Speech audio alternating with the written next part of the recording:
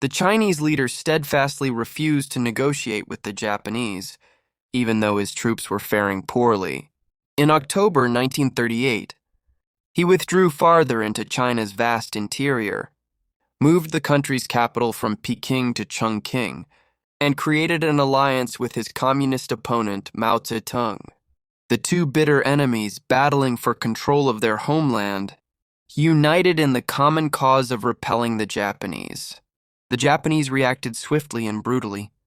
Although their forces stalled at Shanghai, where Chinese forces fought for 3 months and inflicted 40,000 casualties, the Japanese army quickly overran other major cities. Peking, Tientsin, Hankou, Chenchao, and Canton fell one after another, with angry Japanese troops exacting brutal vengeance at each site, where raping and killing civilians by the thousands. The worst carnage had unfolded in December 1937, at Nanking, where Japanese troops embarked on an orgy of killing and rape. Soldiers used thousands of civilians for live bayonet practice and set fire to whole groups of men, women, and children. A war crimes tribunal later determined that 20,000 women between the ages of 11 and 76 had been raped, and more than 200,000 Chinese murdered. One American who was present wrote on Christmas Eve that Nanking is a city laid waste, ravaged, completely looted, much of it burned. The victorious army must have its rewards, and those rewards are to plunder, murder, rape at will, to commit acts of unbelievable brutality and savagery. In all modern history, surely there is no page that will stand so black as that of the rape of Nanking. It has been hell on earth.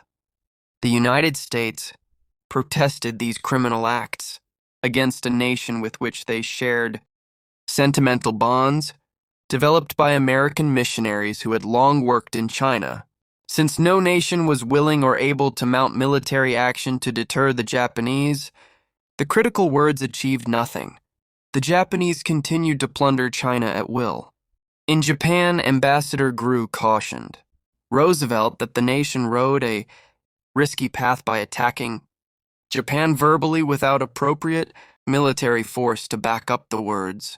Like Winston Churchill warning the democracies in Europe about the rise of Hitler, Grew urged his nation to build a military machine capable of maintaining order in the Pacific.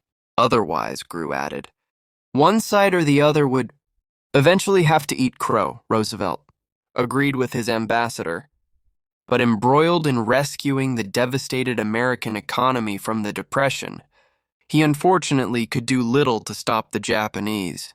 The events in China pushed the U.S. and Japan further apart. The Japanese believed that the United States had no right to interfere in Asian matters, and the U.S. was stunned at the brutality with which the Japanese treated fellow Asians. More and more, the two viewed each other as bitter foes.